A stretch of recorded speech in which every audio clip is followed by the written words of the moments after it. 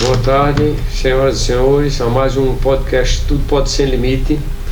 Hoje eu estou recebendo dois agrônomos, pessoas que estão iniciando, né, um trabalho relevante para o município de Garanhuns e para o planeta. Eles trabalham com compostos orgânicos. Vamos explicar o que é o composto orgânico sobre o lixo doméstico, compostagem e salvação do planeta. Uma boa tarde, Tiago. Uma boa tarde, Marcelo. Efetivamente, o lixo doméstico, ele não tem sido feito uma triagem, uma separação do que é orgânico e do que é inorgânico. E a maioria deles, a grande maioria das cidades, embora já foi feito um pacto e agora mais uma vez foi procrastinado o efeito para que não haja mais lixão a céu aberto, ainda continua no Brasil. Garanhuns, nós somos contemplados porque nós temos um aterro sanitário há mais de 20 anos. Recebe o lixo de mais 6 cidades. Então, esses lixos das 6 cidades, menos de 2% dele é reciclado. Digo reciclado de materiais não orgânicos. A grande maioria do material orgânico é misturado no plástico e, consequentemente, não há como reciclar esse plástico. E vai tudo para o aterro sanitário, gerando chorume e aquecimento global. Aí, eu vou fazer uma primeira pergunta a Tiago. Qual o impacto do lixo doméstico mal gerenciado no meio ambiente e na saúde pública? Primeiro, no meio ambiente, vai causar um impacto tanto no ar, né, através do gás metano, e também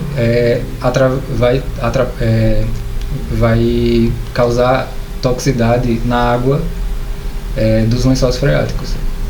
Então, a questão das pessoas vai atrapalhar a questão da saúde delas, né? Que uma pessoa que toma uma água ruim, né, imprópria para o consumo, vai acarretar filas em hospitais e daí por aí diante, né? Certo. Aí, Marcelo, quais são os tipos de resíduo doméstico que pode ser reciclado e reutilizado? Basicamente, os resíduos sólidos são separados em duas categorias: orgânicos e não orgânicos. Os orgânicos equivalem de 50% a 55% do resíduo gerado pelas famílias. E o resto seria o que poderia ser ainda reciclado em termos de plásticos, vidros, metais. E apenas 20% seria realmente aquilo que não poderia ser reaproveitado. Então tem enorme potencialidade de reciclagem e compostagem. Como pode ser, existe alguma política pública dessa questão de reciclagem do lixo urbano? É o seguinte, infelizmente é muito lento o processo da educação ambiental no país. Então, assim, deveria existir mais políticas de conscientização da população em fazer a seleção correta já em suas casas. Porque tanto o orgânico pode contaminar os outros reciclados, como os reciclados poderiam contaminar o orgânico. Então, havendo a separação correta, já haveria uma vantagem em termos de reciclagem ou de compostagem. Em termos de política pública, ainda o processo é lento, infelizmente. Vale salientar que dessas 6 cidades que trazem o lixo para o aterro sanitário de Garanhuns, é um dado inconteste, porque foi consultado na planilha, vem 836 mil quilos dessas 6 cidades para Garanhuns. Existe só uma associação de catadores, né, de recicladores, localizado na Coab 3, que pega uma parte desse material que vem misturado. A grande parte do problema do lixo orgânico de casa é que 250 gramas de material orgânico, seja resto de comida, seja de planta, misturado nos que não são reciclados, são reciclados, mas são plásticos, eles vão tudo para o aterro, porque não há água para lavar isso aí, e o oneraria demais essa reciclagem e é um vetor de doenças e de patogênios, de vírus e bactérias para o meio ambiente e para a população como geral, né? Aí eu sei que assim, eu queria que Tiago explicasse a questão da compostagem. Eu sei que foi início do século XIX, algumas populações começaram a utilizar essa técnica aqui nos Andes e na Europa também, usado no fim do inverno. Aí eu queria que você falasse assim, como é o processo, como se dá e o que é que as pessoas podem fazer para fazer uma pequena composteira em casa ou procurar alguém que faz essa compostagem. Primeiramente, após separar os resíduos orgânicos, né, existem duas formas de transformar esses resíduos orgânicos em compostagem, que seria através do humus e seria através de micro-organismos, né, que aí vai atingir altas temperaturas no processo aeróbico e assim, consequentemente, em torno de mais ou menos 60 dias vai ter a produção do composto orgânico. Aí, nessa questão do lixo doméstico, né, a dona de casa que tem os restos de casca de frutas, salada, de folhas,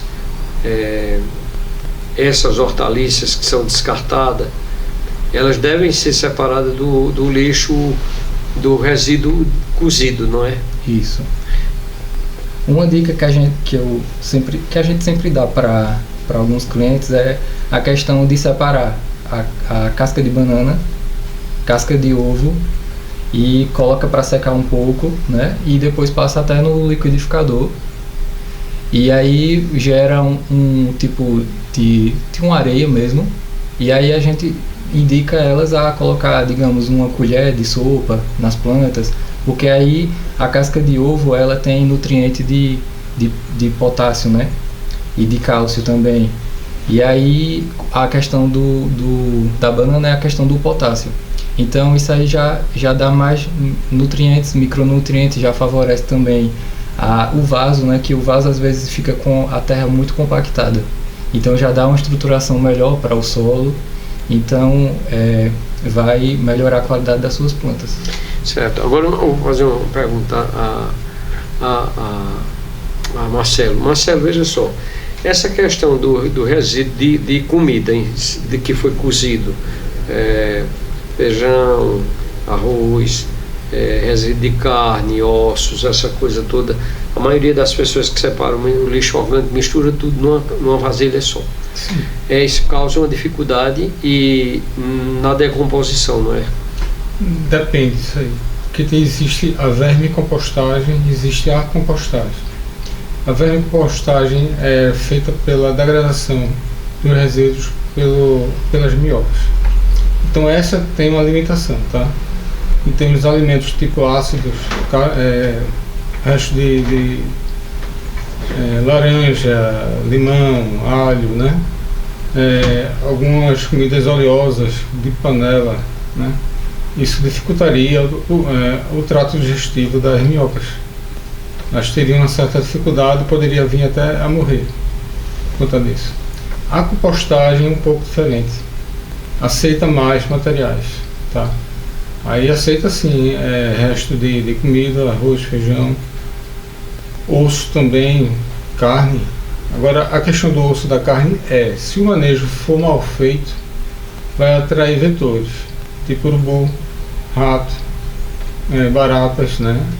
E outros vetores que poderiam causar algum mal à sociedade que esteja ao redor.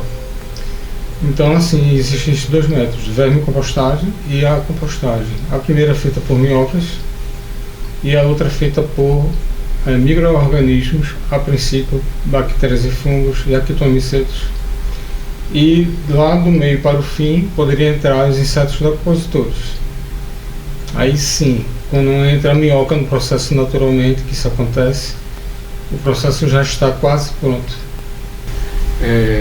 Tiago, eu gostaria que você informasse aos ouvintes e telespectadores A estrutura do solo, como ela é e quanto seria o ideal de matéria orgânica. Haja visto que a ocupação do solo aqui desde o século XVII, outrora no século XIX, a gente tinha cultura de café, foi erradicada, e hoje se tem pecuária e uma cultura de sobrevivência, que é feijão e milho. Então sempre não há um cuidado com o solo, né? Então se planta capim, mas está se procurando um capim mágico, sem haver nutrição do solo. Então queria que você falasse sobre essa estrutura do solo. Isso. Principalmente aqui na região a gente tem uma crença, os produtores têm uma crença de que vai plantar macaxeira, vai plantar feijão e não coloca nenhum aporte de nutriente no solo. Então isso aí vai exaurindo cada vez mais, e hoje já tem pesquisas mostrando que nós não consumimos a quantidade ideal de nutrientes que era para ter hoje nas frutas e verduras, não é isso? Então a compostagem ela pode entrar na estrutura do solo, melhorando, né, a aeração, melhorando os fatores de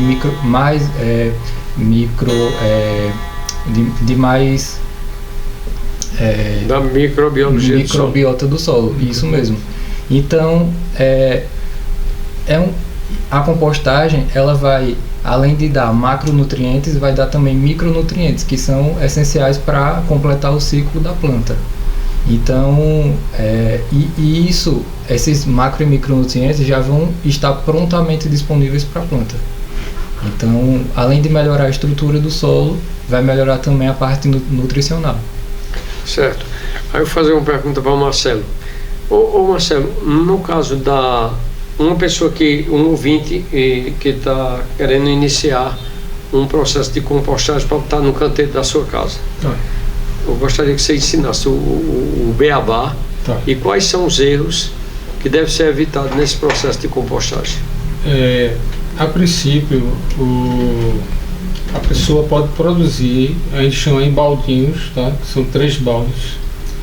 O primeiro a gente chama de coletor da parte líquida, que vai migrar para a parte do balde de baixo. Um segundo balde, onde haverá a colocação de casca de frutas, de verduras, tá? Um pouco de resto de comida, e a parte de palhada. Essa parte de palhada pode ser folhas, a pessoa pode amassar, tá? Deixar em pedaços menores, ou então a parte de cavaco de madeira, né? Materiais de resto de serralharia. A importância é ver a origem daquela madeira que passou pelo processo de serragem, se ela não foi usada um cupinicida, um formicida, porque aí a parte vai matar as bactérias. Que vai matar as bactérias e fungos. Não pode ser esse tipo de material. E aí há uma forma de você fazer a primeira camada de palhagem, pode ser folhas picotadas, e depois material de comida, depois a palhagem de volta, depois material de comida, até chegar a uns 4 dedos da bola. Aí passa assim uns 15 dias, a pessoa revira aquilo ali, tá? E volta para o balde. Nisso vai produzir o que a gente chama de percolagem. Não seria o churume, porque o churume é aquilo que vai no aterro sanitário. A percolagem não, a gente chama de biofertilizante, porque aquele material é o resultado da decomposição feita pelas bactérias e fungos, e vai acumular na parte de baixo, e com o tempo aquilo ali serve como biofertilizante. E existem composteiras já prontas, né, vendidas no mercado, que o princípio é o mesmo. A diferença é que não é um baldinho. E a pessoa que tem um espaço maior em seu terreno poderia iniciar uma compostagem realmente como a gente faz. Uma camada de palha, tá, palhada, aí vem caixa de frutas, verduras, tá, resto de alimentos. O importante é cobrir bem, ficar tudo bem coberto, para não haver vetores, tipo rato, baratas, escorpiões. E aí vai montando o que a gente chama de leiras, tá, em camadas. E aí se faz a reviragem, molha, que o processo é aeróbico, né? São bactérias que dependem do oxigênio e de umidade para o processo de decomposição. Tiago, em que medida a compostagem contribui para a redução dos impactos ambientais causados pelo lixo doméstico? Então, com a separação, já vai diminuir a questão de mistura de plástico com a questão do resíduo orgânico nos aterros sanitários, né? Então, isso vai diminuir a quantidade de chorume tóxico, né, que vai contaminar as águas, né? Vai a questão de gás metano também na atmosfera. Então, tudo isso vai causar uma melhoria na qualidade de vida, além de que para a prefeitura também, né? A questão de, se a prefeitura se vincular à questão de crédito de carbono, já vai ter uma receita de financeira na prefeitura, né? O poder público não tem muito interesse, ou então falta de esclarecimento nessa área, né? Você acredita que a compostagem pode ser uma prática adotada em larga escala a nível de município? Sim, isso a gente já consegue ver na parte de sul e sudeste, né? Empresas já produzindo mais de 20 toneladas, 50 toneladas de compostagem, pode ser até mensal mesmo, né? Essa quantidade, e aí já consegue ver as consequências boas causadas, né, para o meio ambiente. Marcelo, como a política pública e as iniciativa privada podem apoiar a prática da compostagem em comunidades rurais e urbanas? Essa pergunta é interessante porque, exemplo, no nosso estado aqui, a CELP, né, a Neoenergia, ela faz a poda para não chegar na parte da iluminação, fiação pública, né? E essa poda, ela é picotada, digamos assim, em pedaços menores pela própria empresa da energia pública no estado. E esse material pode ser usado na compostagem em si, tá? Já é uma ação benéfica. Um órgão que não é totalmente público, é privado, acredito, mas que já tem essa ação. E em termos de municípios, poderia haver a parte de varrição de jardins, tá, públicos, poda de plantas, né? Isso aí pode ser também feita a compostagem, também como o resto de feiras, tá? Feiras públicas, caixa de frutas, verduras, né? E tudo isso pode ser matéria-prima, que a gente chama, para fazer a parte que a gente chama de carbono, tá? Isso é a parte de palhada da compostagem, juntamente com a outra parte do lixo doméstico, que seria a casca de frutas, verduras. Poderia haver uma seleção. Já o que se chama de lixo, que não é lixo, é resíduo orgânico, separado pelas pessoas, pelas famílias, e fica mais fácil de haver uma coleta nesse sentido. Embora a gente não veja isso aí muito acontecendo a nível de Nordeste, infelizmente. Você poderia enumerar alguns exemplos de sucesso de compostagem comunitária urbana que você tem notícia na região sul e sudeste?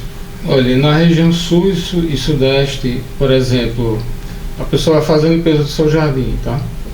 Aí vai resto de grama, de outras plantas cortadas, e se a pessoa deixar na calçada, lá sofre uma multa por isso. E se cobra um valor por peso. Aí se a pessoa gerou ali 200 quilos, então é um valor proporcional a 200 quilos. Isso aí, um composteiro do sul-sudeste, ele já consegue atuar. Na coleta desse material ele cobra, é natural que cobre, porque tem um funcionário dele, tem o combustível dele, tem o manejo dele, um valor abaixo do que a prefeitura cobra. Isso aí é transformado em composto orgânico, né? Mas a nível de Nordeste eu não tenho informações. Eu tenho conhecimento e agora o Espaço Luiz Jardim, o podcast, nós estamos implementando agora com mais esses dois vocacionados na questão do meio ambiente. A gente vai implementar uma empresa para produzir composto orgânico, não é isso? Exato. Aí a experiência que você tem, que você vem fazendo isso, você e Tiago, isoladamente, né, uma área exígua e tudo, com as expensas de vocês.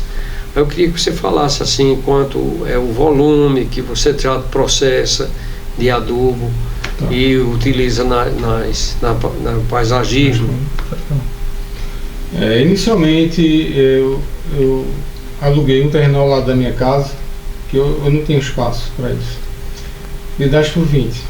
E eu faço uma certa mágica nesse pequeno espaço. Eu consigo produzir 7 leiras, que a gente chama. Ela tem 10 metros de comprimento, 1,5 de largura e 1 de altura, né? Então a gente, nesse espaço, consegue produzir 7 canteiros ou leiras, né? E uma produção mensal de 1.000 quilos, 1 tonelada.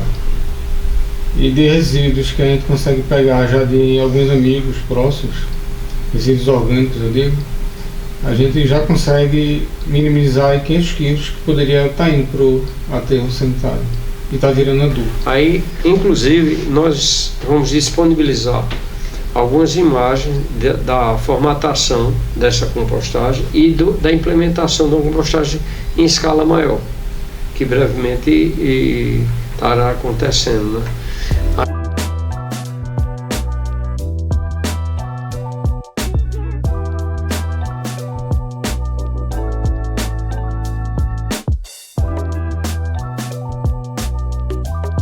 Aí, durante esse período que você vem trabalhando, você teve a ajuda de alguém?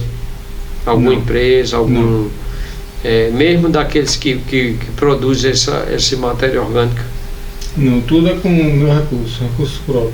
E o que se gera de renda é revertido para ações nesse sentido, de coleta de material, né? Digamos assim, alguém próximo da minha casa faz a limpeza de um lote de terra. Aí eu pego aquele capim que seria queimado, seria gerado o gás carbônico, né, para a atmosfera, e não é mais gerado, porque eu coleto aquilo ali e trituro o processo, né, para poder montar as leiras. Certo. Agora veja só, eu queria que você desse algumas dicas, tanto você quanto o Tiago, para as donas de casa, né?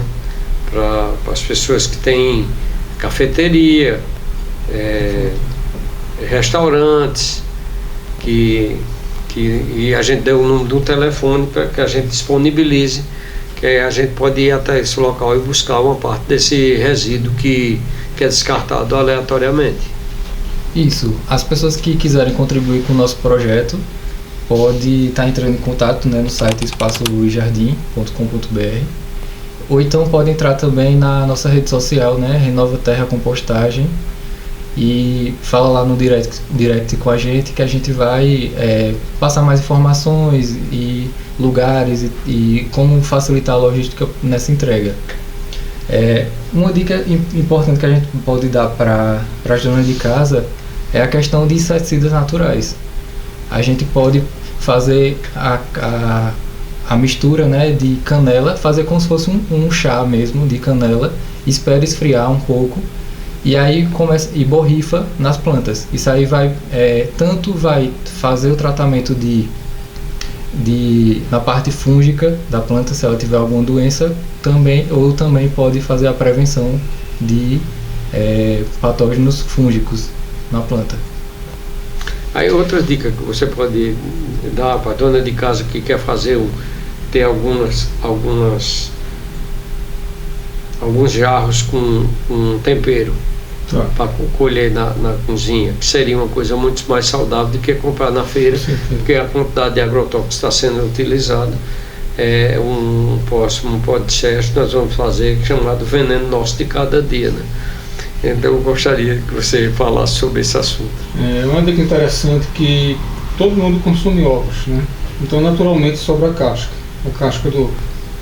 E aquela casca a pessoa pode colocar no sol para secar um pouco, primeiro limpa, né, para tirar aquele resto da clara do ovo, volta para secar no sol. Se estiver bem sequinho, a pessoa tritura no processador, aí vai virar um pó, né?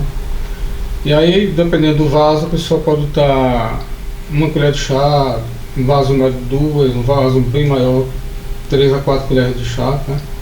E misturar com aquele solo que está dentro do vaso.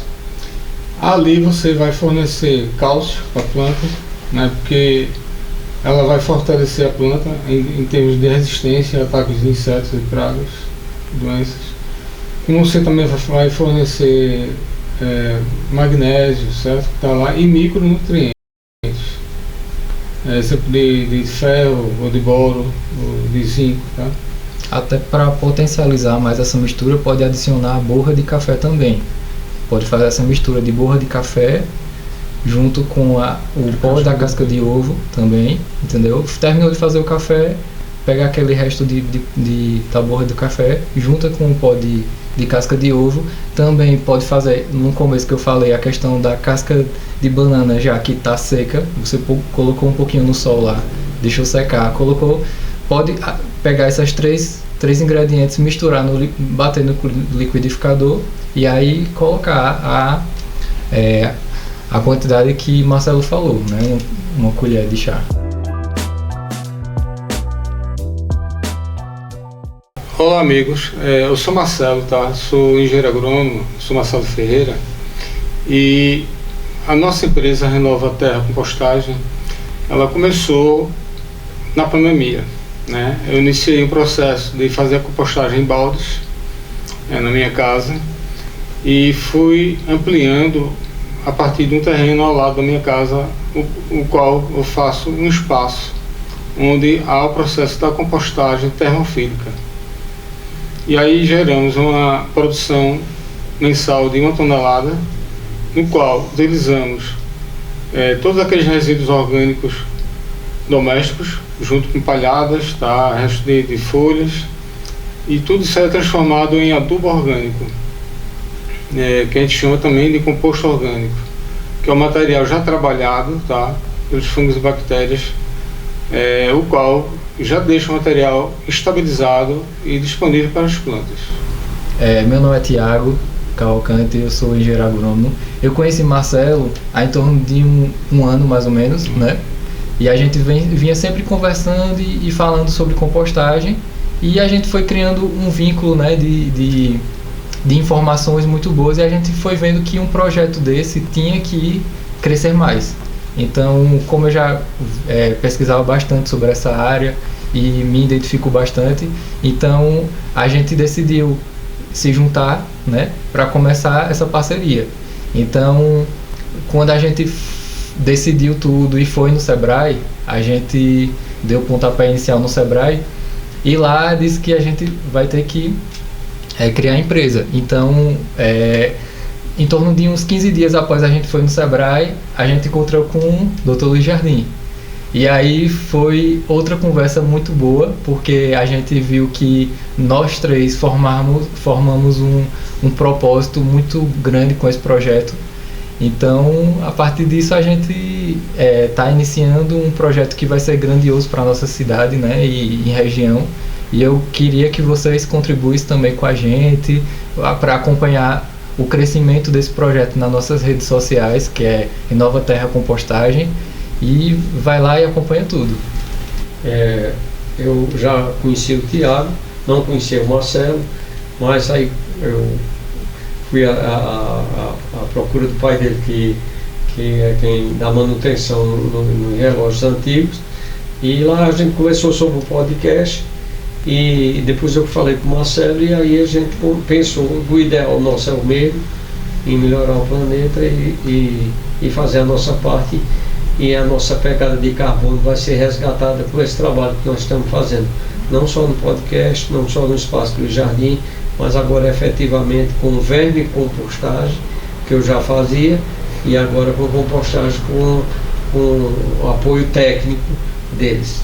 Muito obrigado, compartilhe e venha fazer parte da corrente do bem. Essas são algumas dicas, e no podcast de hoje efetivamente é só para mais uma conscientização, que a gente tem que melhorar a nossa terra, ter mais apreço, que a gente só tem esse planeta, e ele todo dia é ameaçado, e agora ameaçado pelo fogo. As pessoas estão distraídas no TikTok, no Facebook, no Instagram, mostrando suas vaidades, seus anseios, mas estão muito conectadas com a natureza como um todo. É necessário a gente dar um passo, refletir e ver o que é que pode fazer por a gente, pelas gerações que vêm, né? O Espaço Luiz Jardim está sempre voltado à conscientização, à educação e aceita sugestões.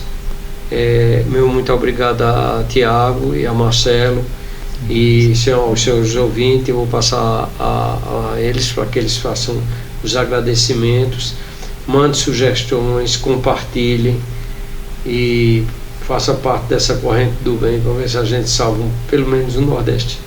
Meu muito obrigado. Eu agradeço bastante o espaço do Dr. Luiz Jardim aqui e foi uma honra participar desse projeto que é tão grandioso. Eu também agradeço ao Dr. Luiz Jardim pela disponibilidade do nosso tempo aqui e a oportunidade de esclarecermos um pouco mais aos ouvintes. Muito obrigado.